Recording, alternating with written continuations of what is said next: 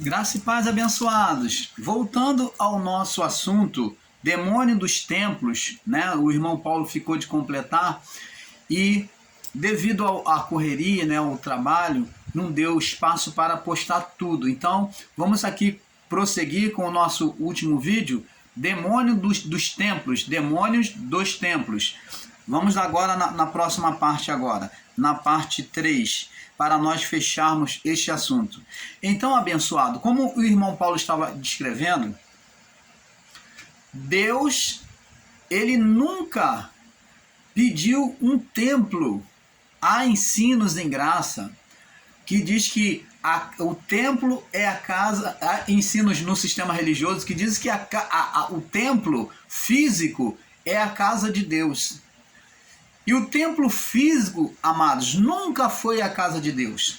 Nós vamos ver isso para nós termos o entendimento. O entendimento que nós temos que ter é que a primeira manifestação de Deus a partir da saída do Egito, do povo tirado da escravidão de Faraó, Deus se manifestava livremente, ao ar livre, falava por meio dos profetas, conversava com os profetas, Moisés e o seu auxiliar Arão. Deus falava com esses homens ao ar livre, Deus falava aos corações, Deus se manifestava visivelmente por meio de uma sarça ardente, por meio de um vento, por meio de línguas de fogo, por meio de um anjo.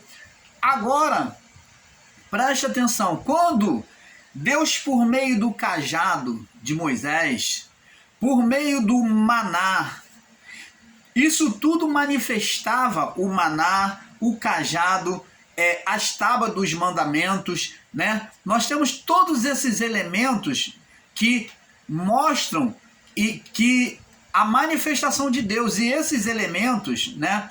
Esses elementos foram colocados dentro de uma arca. A arca significa lugar de santidade, da manifestação de Deus. Ali naquela arca estavam os objetos sagrados pelo qual Deus se manifestou. Nós tínhamos lá o cajado de Moisés, tínhamos o maná, tínhamos a lei de Moisés e tínhamos um outro objeto. São 4 objetos. Então, preste atenção. No momento agora o irmão Paulo não se recorda. Então, preste atenção. Essa arca, é o que você tem que entender, ela guardava aqueles objetos, aquelas coisas por qual Deus se manifestou triunfantemente, que fazia lembrança dos feitos do Senhor, que marcava os feitos do Senhor. Então esses objetos foram colocados dentro de uma arca. Então, significando dizer que a manifestação de Deus que se ocorreu, os objetos sagrados, as coisas pelo qual Deus se manifestou, estaria dentro da arca. Dentro da arca, ali estavam os objetos. E então ali expressava a manifestação de Deus. A arca tornou-se sagrada, santificada, ao ponto de que ninguém que não estivesse no seu estado preparado espiritualmente, não estivesse purificado, pronto para tocar na arca, se alguém tocasse, morria fulminado. Então a arca ela era carregada por meio de varais, né? De varais. Não podia ser tocado na arca. Então se encaixava um varal sobre a arca, tinha um encaixe que colocava aos lados, e então aquele varal ia os levitas na frente e atrás, carregando a arca. A arca demonstrava a santidade da manifestação de Deus. Demonstrava a manifestação de Deus no meio do povo. Esta arca, amados, ela é um objeto santo, sagrado, que é a manifestação de Deus. Nós vamos ver aqui que essa arca, ela foi, na batalha contra os filisteus, ela foi perdida por causa de quê? De falta de obediência a Deus. Então, o exército que saiu, israelita, que saiu para a guerra, eles, por não consultar ao Senhor, eles perderam a arca. Foi no período de Saul. Perderam a arca, né? Perderam a arca. Então, agora essa arca ela tem que ser reconquistada. Ela tem que ser reconquistada. Vamos lá no livro de 1 Samuel, aonde a arca se perdeu, ela foi parar no meio dos filisteus. A presença de Deus estava na arca. Só para nós termos um entendimento, fazendo essa introdução, 1 Samuel, capítulo 4, verso 8.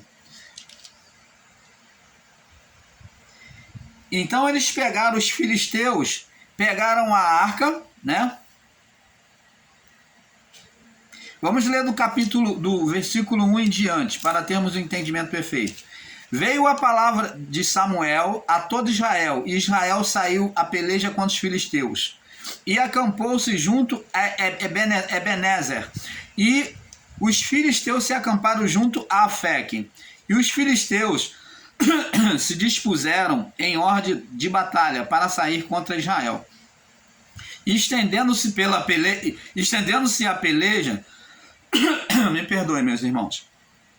Estendendo-se a peleja, Israel foi ferido diante dos filisteus, porque feriram na batalha, no campo, uns 4.000. Então, Israel aqui está perdendo a batalha para o povo filisteu.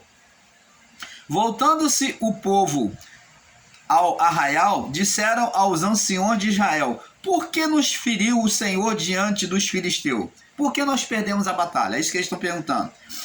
Tragamos de Siló a arca do Senhor e venha no meio de nós, para que nos livre das mãos dos nossos inimigos. Então não foi ordem de Deus que eles movessem a arca do lugar, mas eles se confiaram na arca sem a direção de Deus. Fizeram algo sem a direção de Deus. Aí preste atenção, olha o que vai acontecer. Verso 4. Enviou, pois, o povo a Siló, e trouxeram de lá a arca da aliança do Senhor, que habita entre os querubins. E os 2 filhos de Eli, Ofni e Finéias, estavam ali com a arca da aliança de Deus. Filhos de Eli corrupto, que estava no período onde Samuel morreu. Então Eli assumiu o sacerdócio, onde Eli já estava velho. Então os filhos de Samuel assumiram o sacerdócio, né? Que depois então eles vão perder o sacerdócio para Samuel. Então você vê, eles eram rebeldes, eles não se submetiam às leis de Deus, metiam a mão na parte da gordura no sacrifício de animais do que era de Deus. Então o sacerdócio dele, a ministração no santuário, né, que era feito lá no tabernáculo por eles, já estava sendo totalmente extrapolada, extraviada, uma ministração irreverente. Então eles agora por si mesmos pegam a arca, julgando que pela arca que eles vão ter a vitória. Eles não consultaram a Deus. Então você vê que a manifestação de Deus não se dava pela arca, mas pelo querer de Deus. Então presta atenção. Eles pegaram a arca e estavam ali com a arca da aliança. Verso 5. E sucedeu que, vindo a arca da aliança do Senhor ao arraial, todo Israel gritou com um grande júbilo, até que a terra estremeceu. Então Israel se alegrou porque sabia que a arca era a expressão da presença de Deus, da manifestação de Deus. E os filisteus, verso 6, ouvindo a voz de júbilo, disseram: que voz de grande júbilo é essa que está no arraial dos hebreus? Então souberam que a arca do Senhor era vinda a todo arraial. Por isso os filisteus se atemorizaram, porque diziam: Deus veio ao arraial. E diziam mais: ai de nós, nunca tal mais sucedeu como ai de nós, tal nunca mais sucedeu antes. Ai de nós, quem nos livrará da mão dos grandiosos deuses? Esses são os deuses que feriram os egípcios com todas as pragas junto ao deserto. Então você está vendo aqui, esforçai-vos e sede homens, ó filisteus, para que porventura não venhais servir aos hebreus, como eles serviram a vós. Sede, pois, homem e pelejai. E então pelejaram os filisteus, e Israel foi ferido, e fugindo cada um para a sua tenda. E foi tão grande o estrago que caíram de Israel 30.000 homens de pé. E foi tomada a arca de Deus, verso 11. E os 2 filhos de Eli, Ofni e Finéias, morreram. Então você está vendo? Agora a arca de Deus, os filisteus, apesar da fama de Israel, da história já contada lá do período egípcio, de Faraó, eles já tinham, essa fama correu sobre os feitos do Senhor, sobre a vitória sobre o inimigo, que venceu o grande exército de Faraó. Então eles foram pelejar quando souberam que a arca de Deus estava no meio do povo israelita, eles foram temerosos. Mas eles falaram para si mesmo: vamos nos esforçar, vamos ser valentes, vamos enfrentar esse povo. Apesar de esse Deus deles ser um Deus tremendo, mas vamos nos esforçar. E se esforçaram e venceram e tomaram a arca para si. E eles vêm colocar essa arca justamente diante de um Deus, diante do seu Deus, né? Dagon, né? Vamos lá no livro de 2 Samuel. Vamos no livro de 2 Samuel agora, vamos no livro de 1 Samuel, capítulo 5 agora, no verso do 1 ao 17, no 5. Então diz aqui: e os filisteus, pois, tomaram a arca de Deus e trouxeram a Ebenezer, de Ebenezer a Asdod, que é onde houve a batalha, né? De Ebenezer a Asdod. E tomaram os filisteus a arca de Deus e colocaram na casa de Dagon e puseram junto a Dagon. Dagon era o ídolo deles, um grande ídolo no templo dos filisteus, no templo pagão idólatra. Então colocaram diante dos ídolos e justamente diante do Deus maior deles, que era o Dagon.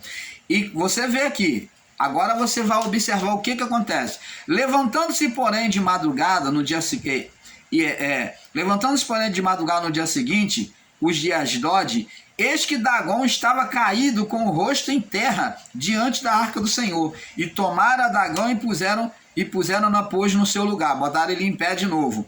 E levantando-se de madrugada no dia seguinte pela manhã, eis que Dagon jazia caído com o rosto em terra diante da arca do Senhor. E a cabeça de Dagon e ambas as palmas das suas mãos estavam cortadas sobre o limiar. Somente o tronco ficou a Dagon. Por isso, nem o sacerdote de Dagon, nem nenhum dos que entraram na casa de Dagon, pisam os limiar de Dagon em Asdod até o dia de hoje. Porém, a mão do Senhor se agravou sobre os de Asdod, né? Onde estava o templo de Dagon, e os assolou, e feriu com hemorroidas em Asdod e nos seus termos. Vendo então os homens de Asdod que assim disseram: não fique conosco a arca de Deus de Israel, pois a sua mão é dura sobre nós e sobre Dagon, nosso Deus. Por isso enviaram mensageiros e congregaram a si todos os príncipes dos filisteus e disseram: que faremos nós a arca de Deus, do Deus de Israel? Eles responderam: a arca do Deus de Israel será levada a Gate. E assim levaram para lá a arca de Deus.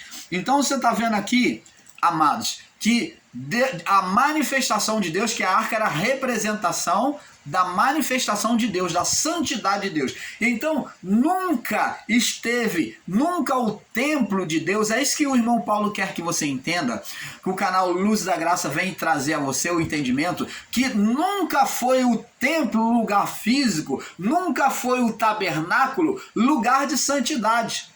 Porque primeiro existiu o tabernáculo, que eram as tendas onde eles habitaram no deserto, e ali tinha um lugar da manifestação do Senhor, ali o tabernáculo, onde eles faziam os rituais sagrados. Agora depois nós vemos ali que diante disso, no tabernáculo, no lugar santo dos santos, estava a arca, que era o lugar da santidade de Deus, era o lugar da manifestação de Deus. Você tem que entender isso, amado. Nunca, em momento algum, o lugar foi santo.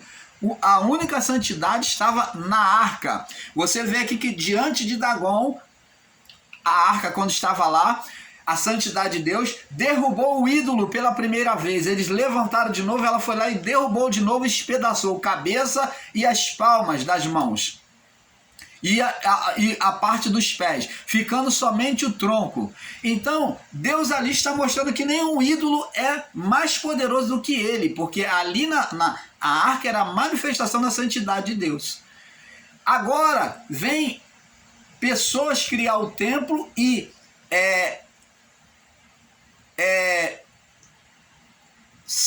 vem espiritualizar os templos, julgando que os templos religiosos é por onde Deus se manifesta. E isto não é verdade. A arca de Deus já foi considerado arca de Deus, que é a arca da salvação, da manifestação de Deus. Foi a primeira arca considerada, foi a arca de Noé, né? A arca, aquele tremendo barco que foi feito. Então, a arca de Noé, ali foi a primeira manifestação de Deus ao homem. Foi ali que Deus realizou a salvação. Agora, por meio da arca da aliança, ali Deus tinha os objetos sagrados, né, como nós já sabemos, e por esses objetos sagrados que mostrava o triunfo, a vitória de Deus, a manifestação, o cuidado de Deus ao povo, né? Então, ali estava a lembrança dos feitos do Senhor. Então, por essa arca, Deus se manifestava. Agora, a arca de Deus que foi trazida a nós foi o próprio Cristo encarnado, o próprio Deus encarnado, o próprio Jesus. Então, Deus se encarnou na natureza humana, na arca, e aqui, através da arca, Deus, ele manifestou-se ao povo por meio do Filho. Ele manifestou ao povo por meio do Filho. Por isso que foi chamado de Deus. Deus foi chamado de Emanuel, que significa Deus conosco. Só que o povo religioso evangélico até hoje vivem colocando e achando e considerando que Deus está no templo. Deus está no templo, que o templo é lugar de santidade. O templo físico não tem menor valor para Deus. Pelo contrário, Jesus mesmo falou, olha, esse templo de Israel aí, vê de tudo isso, quando os discípulos, Herodes estava lá reconstruindo o templo, e Jesus, quando vê eles todos bobos lá babando, olha mestre, o templo como é que está ficando bonito, suntuoso, olha as pedras, olha as portas de bronze no templo. Jesus falou, vê de tudo isso, eu vos digo que não ficará pedra sobre pedra que não seja derribada. Você está vendo, Jesus menosprezou aquela alegria que eles sentiram em relação ao templo. Jesus estava falando que o templo valoroso era ele. Era ele. E, amados, templo nunca foi santidade de Deus. Existem templos religiosos aí que botam pedra mármore e botam enfeite, botam vitrais, né? Botam vitrais com imagem. Você pode botar perfumado, com luzes de pisca-pisca, você pode botar de qualquer jeito na cerâmica, com ar-condicionado, com conforto. Isso não expressa a santidade de Deus. Deus não tem nada a ver com o templo físico. Pelo contrário, ele abomina isso quando o coração das pessoas se volta para o templo físico. Preste atenção. Canal Luz da Graça, trazendo entendimento ao seu coração. Preste atenção. No sacrifício do passado, Deus mandava construir, por exemplo, como hoje o sistema religioso ensina, altar. Eles valorizam muito o altar. Olha, ministério e igreja que tem altar, você pode ficar com o pé atrás. Primeiro, eles consideram e espiritualizam o altar como lugar de santidade. Como o irmão Paulo já teve esse entendimento errado, valorizando o altar, dizendo, olha, não pode se portar de qualquer forma diante do altar. Não pode se portar de qualquer forma diante do altar. Altar significa lugar alto, lugar de sacrifício. Preste atenção, vamos fazer cair por terra esse entendimento errôneo que as pessoas têm de altar como lugar de santidade, altar feito pelo homem, né? Então preste atenção, o altar no passado, Deus pediu que não fizesse ele de bronze, nem de prata, nem de ouro e nem de madeira. olha só, Deus mandou que não fizesse o altar nem de prata, nem de ouro, nem de madeira, nem de prata, nem de bronze, nem de ouro, nem de madeira. Nada disso. Como que Deus pediu o altar dele, o altar para ele se manifestar? Esse altar esse altar para oferecer o sacrifício que era feito ao templo, né? Deus, ele se manifestava no templo, ao tempo livre, né? Então, como que ele pediu esse altar de sacrifício? Ele pediu um altar de pedra. Por quê? O ouro iria se derreter com o fogo e o calor de Deus. O ouro não iria suportar, a prata também não, iria se derreter. A madeira também não. O bronze também não. Nenhum material desses iriam suportar o calor do Altíssimo, do Criador. Então Deus pede para fazer um altar para ser permanente, um altar de pedra. Essa pedra, essa rocha, essas pedras tinha a representação de Cristo, que era um altar permanente.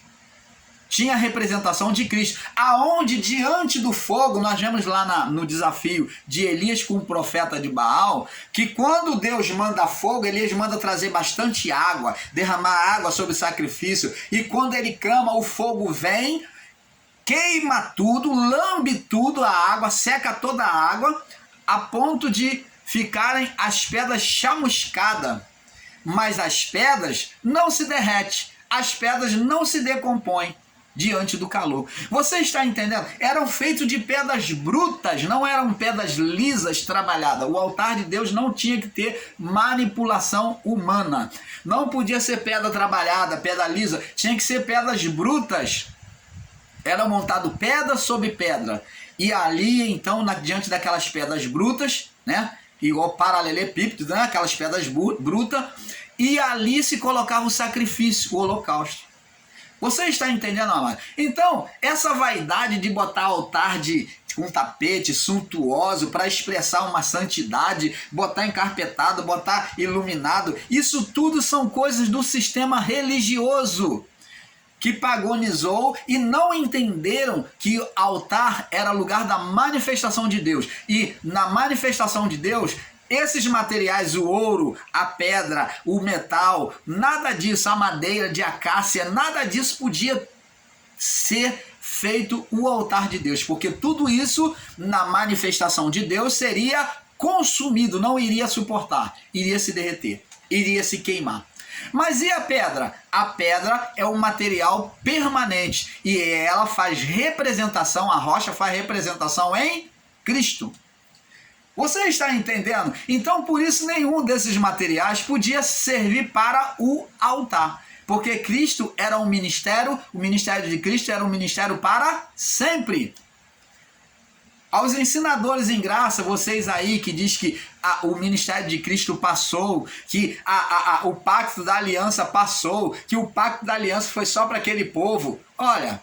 Olha só o equívoco de entendimento que vocês estão ensinando.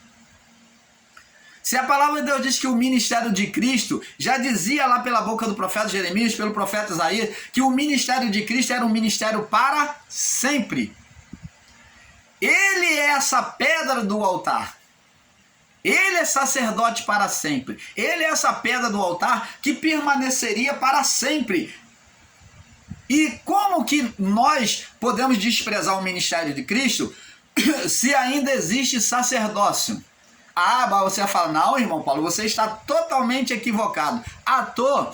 Então, como é que nós oferecemos sacrifício de oração? Como é que nós oferecemos sacrifício de louvor?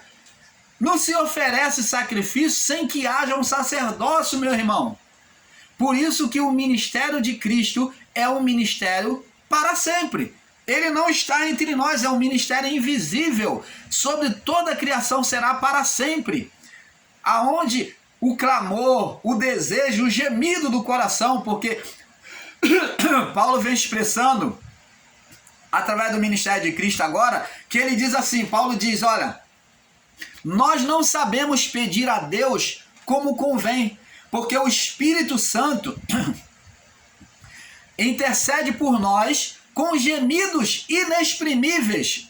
O Espírito Santo intercede por nós com gemidos inexprimíveis. O que é intercessão, meu irmão? Não é o Espírito de Cristo intercedendo, não é o próprio Cristo intercedendo diante de Deus por nós, aquilo que existe no nosso coração, que muitas das vezes não sai com palavras, mas exige pelo gemido, pelo sofrimento que passamos nesta vida, pelas nossas necessidades, como o próprio Adão, que estava lá dando nome aos animais e vendo casal de macho e fêmea, e ele olhou para si mesmo e falou: eu não tenho uma igual, todos eles têm, mas eu não tenho. Aquele desejo, quando surgiu no coração de Adão, Deus pelo Espírito viu e ao seu sono, fez cair, ao ele dormir, Deus fez cair um sono pesado e fez surgir o desejo do coração dele. Colocou uma mulher, tirou da costela dele e formou uma mulher. Assim o Espírito Santo hoje no ministério de Cristo faz conosco. No desejo do nosso coração, ele vem efetuar.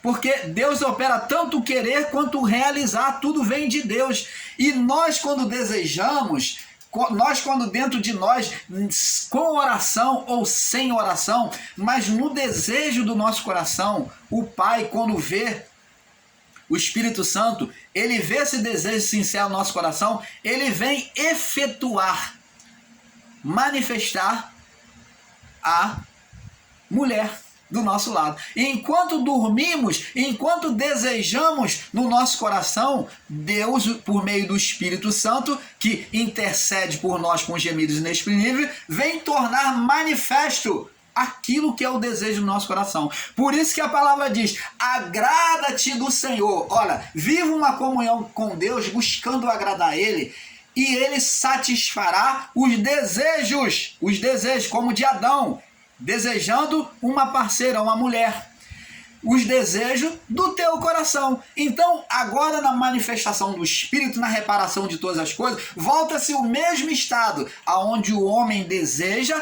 e Deus efetua, mas para isso é necessário buscar agradá-lo, buscar querer saber a sua vontade e viver a sua vontade. Você está entendendo, amados? Então o canal Luzes da Graça, buscando a revelação do Pai para você. Uma revelação perfeita. Então, amados, Deus, Ele deseja se manifestar a nós, mas Deus não está no templo. Templos suntuosos para Deus, Deus não quer nada disso. Hoje, o altar de Deus foi retirado, né? E aonde é que está o altar de Deus? Hoje, irmão Paulo, aonde nós podemos mostrar o altar de Deus? O nosso coração, a nossa mente. Este é o altar de Deus. Quando nós oferecemos sacrifícios agradáveis ao Senhor, né? Oferecendo a Ele sacrifício vivo e agradável a Ele, nós estamos levando diante dele e ele fará executar o desejo do nosso coração. Hoje, o nosso coração é o altar. Despreze, meu amado irmão, minha amada irmã, esses chamados altares das chamadas igrejas. Se altar fosse importante, por que Deus destruiu o altar de sacrifício? Lá no meio da destruição de Israel, a única coisa que permaneceu foi o santo dos santos, o altar de sacrifício, o átrio, tudo foi destruído. Só permaneceu a santidade de Deus, o santo dos santos. No meio da destruição de Jerusalém, do templo, só sobrou o santo dos santos, que permaneceu intacto. O altar, não. O altar agora é o coração do homem. Este é o altar. Este é o lugar de se oferecer a Deus. Você está entendendo, amado? Então, despreze esses altares físicos, suntuosos. Tem gente que só falta beijar o altar. A falta de entendimento leva as pessoas a espiritualizar, a santificar uma coisa que não é santo, quando na verdade o santo é ela mesmo. Você tem mais valor do que este altar dessa chamada igreja, meu irmão, minha irmã. Não fique valorizando, não fique bajulando pastores igrejas, né, altares físicos, não. O seu altar, o seu coração é que é valoroso para Deus. Você que é valoroso, não fica entrando nessa hipnose dos templos religiosos, aonde os seus chamados pastores hipnotizam as pessoas, fazendo elas valorizar o que é de fora, quando na verdade Deus valoriza o altar de dentro de você, que é o seu coração. Você tá lá igual um bobo, igual uma boba, valorizando, olha que lugar, olha quando toca aquela música, quando toca aquela canção, aí você se deixa entrar na emoção, santificando o altar, santificando a igreja. Amados, temos que tomar muito cuidado. Enganoso é o coração do homem. Quem o conhecerá? O coração do homem, ele é enganoso. Ele se ilude com fundos musicais, com louvores.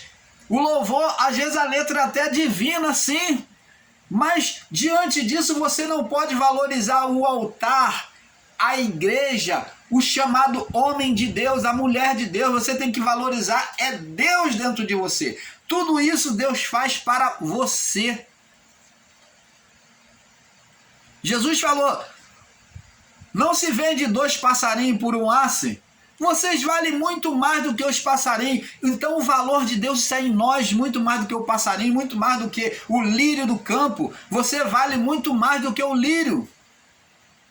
É esse altar que é valoroso para Deus. Você está entendendo, amado? Agora vamos ver aqui. Nós somos o tabernáculo de Deus. Vamos lá no livro de Apocalipse.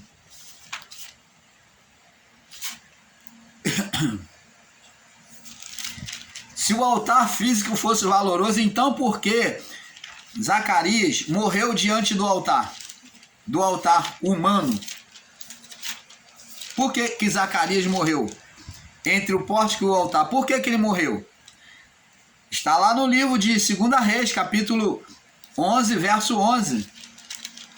10, 11. 2 Reis, capítulo 11, verso 10, verso 11. Você pode ler lá. Vamos lá, Apocalipse 21, olha só o que diz aqui. Eu creio que nós vamos precisar fazer mais um vídeo para nós terminarmos. 21, no verso 3, diz assim: E ouvi uma grande voz do céu que dizia: Eis aqui o tabernáculo de Deus está com os homens, pois com eles habitará. Quem é que vai habitar? Deus. Eis que o tabernáculo de Deus, agora no novo ministério de Cristo, diz aqui o anjo falou: eis que o tabernáculo de Deus está com os homens da criação. Está dentro dos homens da criação. E diz aqui: pois ele